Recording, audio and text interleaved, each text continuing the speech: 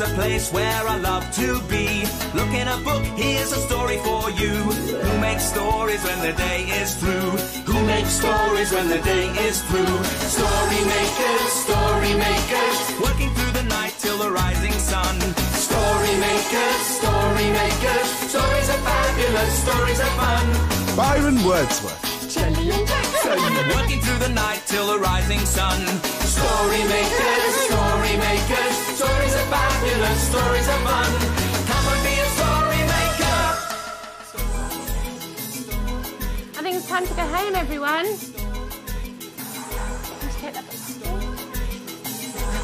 Well done, Harry. Story makers.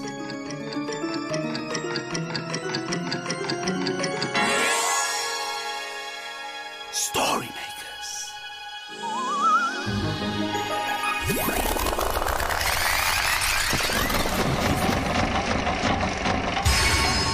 Story makers. It's midnight in the library. Hello. Time for all story makers to come out. Are you ready? Sun is down, the stars are bright. Story makers come out at night. Hi, story makers. I'm Byron. Byron Wordsworth, here to make some magic and lots of stories. Hi, guys. How's it going? What? It's a game. The children were playing it today. Oh, how do we play? Well, don't look. Oh, don't okay. look. You see, the children weren't looking. Yeah. They were listening. Yes, and feeling. With their feet. Yes. Their feet. That's right, yes. You see, you step into one of the boxes and then you have to guess what's inside it by listening. Yeah, and feeling. And feeling. Okay, I get it. Can I try one? Yes, you can try. And you can try too if you like. Right, okay, in you go. That's it. Oh.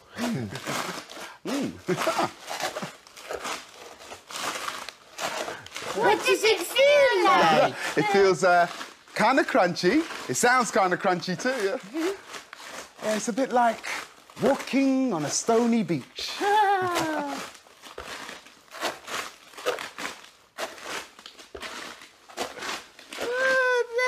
That's clever, Byron, walking on a stony beach. Yes. Okay, Next one. Okay, next one. Oh. These are kind of crunchy too. Oh, can I have a clue?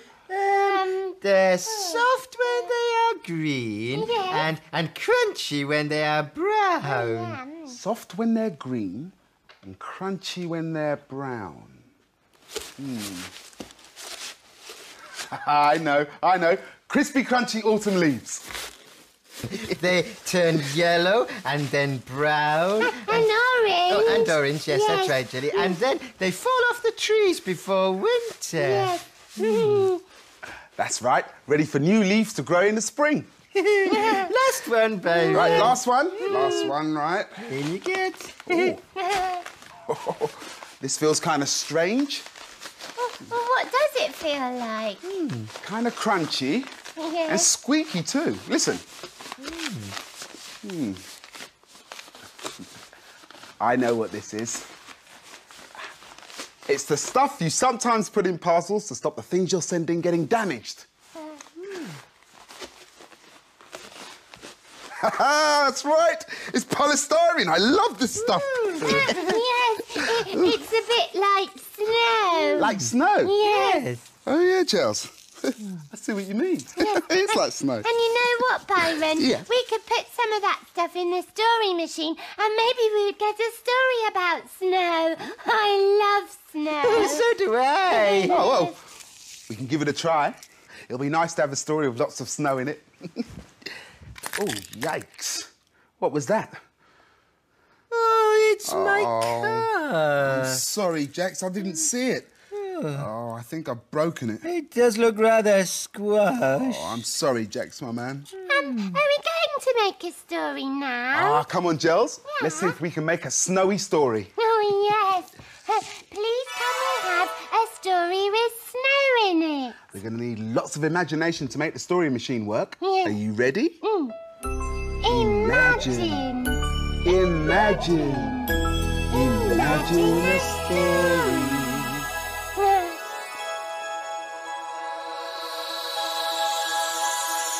Oh, it's a playbook. And the story's called Crunch. Like my car.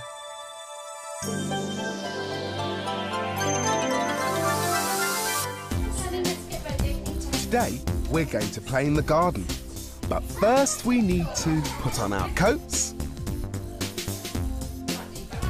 put on our hats, put on our gloves, and last of all, our boots. 1,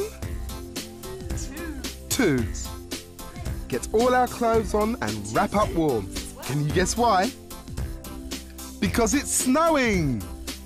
On the ground, on the trees, on the bushes, on the leaves.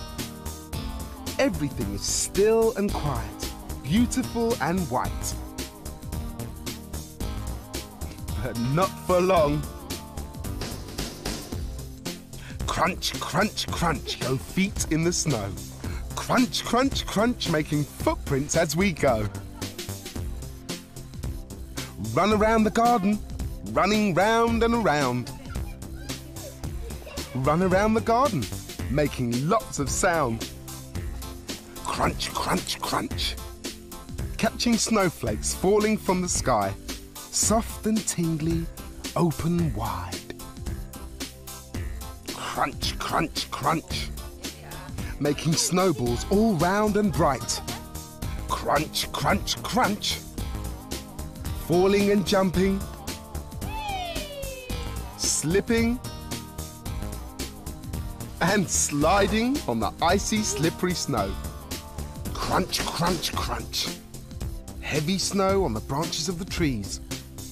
Holding tight, shake the snow to the ground. Crunch, crunch, crunch. Crunch, crunch, crunch. That was a lovely story, and I love the snow. Don't you, Jackson?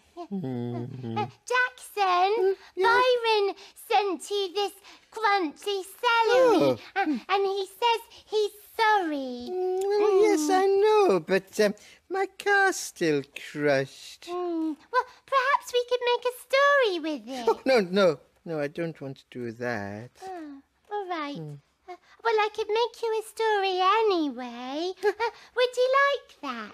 Yes, that would be nice, Jelly. Okay.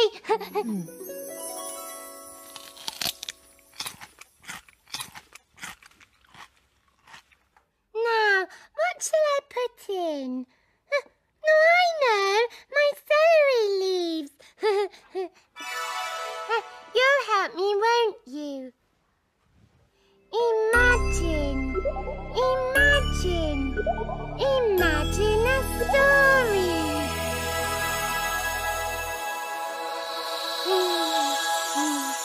Oh, it's a Sniff and Wag story.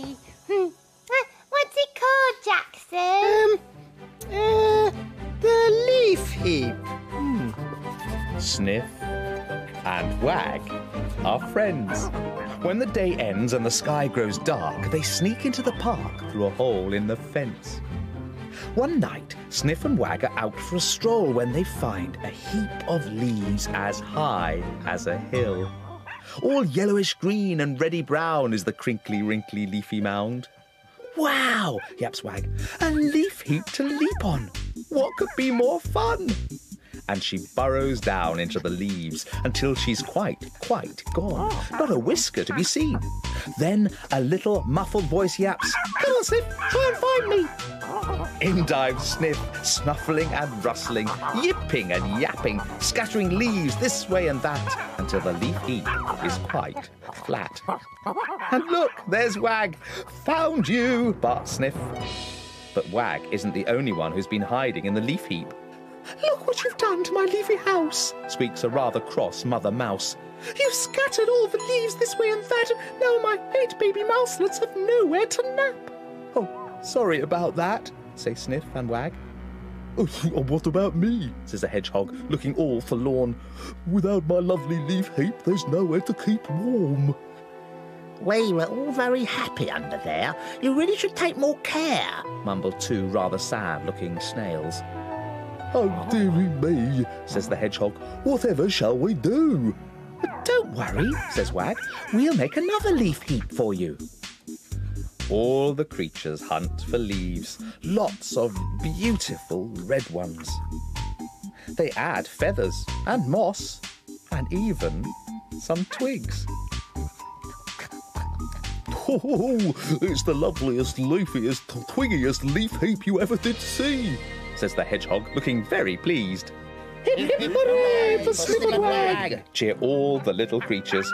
But there's just one more thing before you leap in, says Wag. And she adds a flower to the heap to make it smell sweet. Oh, that looks so comfy and snuggly, so leafishly nice, squeak the baby mouselets. Please, Mum, can we burrow inside? Oh, come on then, everyone, says Mum. And they all burrow down into the leaves until they're quite gone. Not a shell or a whisker or a bristle to be seen. I hope they're cosy in there, yaps Wag. It's time for the two dogs to scamper home, and they take their favourite leaves with them.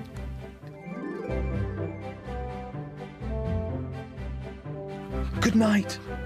Sleep tight, my little friends. Tomorrow we will play again.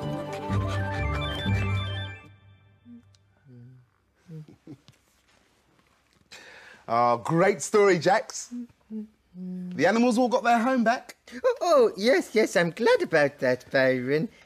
Oh, look, Jax, I'm sorry about your car, all right? Oh, that's all right, Byron. Well, since I'm forgiven, why don't you come on a bear hunt with me? A bear hunt? With you, Byron? Can't do it without you, Jax. Come on. Come on, then. Why don't you come too? Are you ready to come on our little adventure? I'm ready, Byron. We're going on a bear hunt. We're going on a bear hunt. We're not scared. We're not scared. Uh-oh. Uh-oh. Crunchy gravel. Crunchy gravel? We can't go over it. We can't go under it. We gotta go through it. Come on!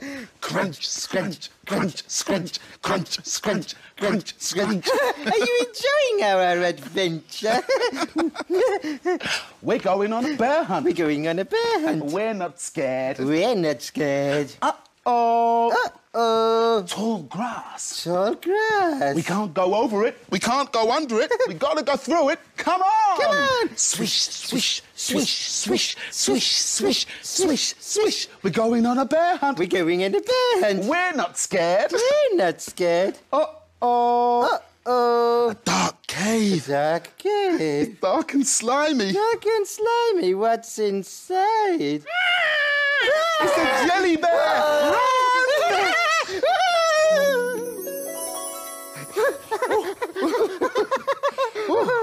Home at last. Phew. That was fun, Byron.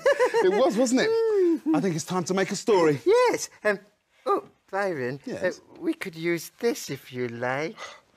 Your car? Yes. Oh, thanks, Jax. That should make a really good story. Oh. I'll tell you what, why don't you put it in? Oh, OK. In it goes. Are you ready to join in? Imagine. Imagine. Imagine a story.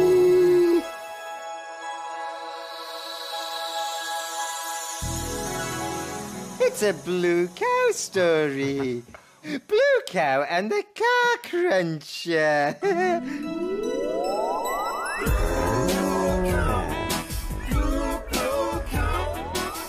In a field not far away is a herd of cows grazing quietly. One of the cows is most unusual. Blue Cow wonders about the big world beyond her field. One day, Blue Cow was looking at her quiet, peaceful field. I wonder what it would be like to be somewhere really grubby and noisy. She's off again, said the other cows. So Blue Cow caught the bus that stops beside her field. I'd like a ticket to somewhere grubby and noisy, please. There you go, madam. Hold very tight. And they set off for a scrapyard.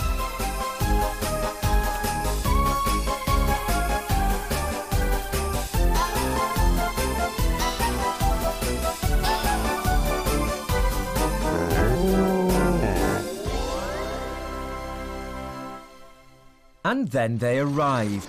Blue Cow was amazed to see rows and rows of old battered cars piled up high on top of each other. Moo, it's really smelly round here, and it's ever so grubby. That'll be the oil, missus, said a tall man appearing behind her. Moo, you made me jump.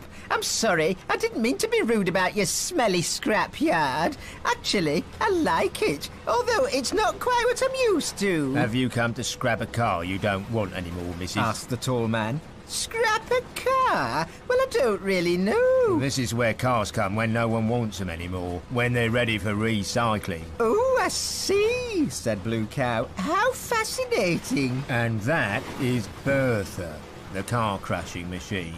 Shall I show you how it works? Moo, yes, please. But when Blue Cow tried to follow the tall man, she slipped on the oil and whizzed past the tall man and landed in a heap with her bottom squashed up against a big green button. Bertha shuddered to life. Oh, you've done it now, said Blue Cow as the crane moved and picked up one of the cars, dropping it into the machine. There was a loud crunch as Bertha's sides and top squashed together. There was another crunch, and out popped a square lump of metal on a conveyor belt.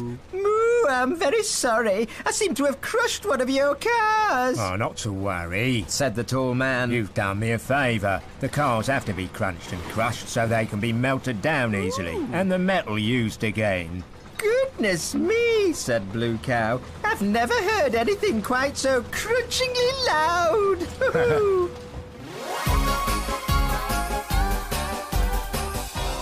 You'll never guess where I've been. Where have you been? I've been to crush an old car at a scrapyard. Everyone knows that cows can't crush cars, but we know they can, don't we? I love that story. Did you see my car in the car cruncher? Oh, yes. It got really tiny, even more squashed than you made it, Byron. Like a little block. That's funny, because I thought it looked more like this. Oh, it's my car. Byron, how did you do that? Oh, thank you, Byron. I didn't mind using my car for a story, but I'm so happy to have it back. Yep, and just in time, look. Oh, yes, it's getting light. The children will be here soon. We better skedaddle. Skedaddle. Skedaddle. Dawn is upon us. The morning is nigh. We've made our stories, and we bid you goodbye. Story makers, working through the night till the rising sun. Story makers, Come back and see us soon. See you later, Story Maker.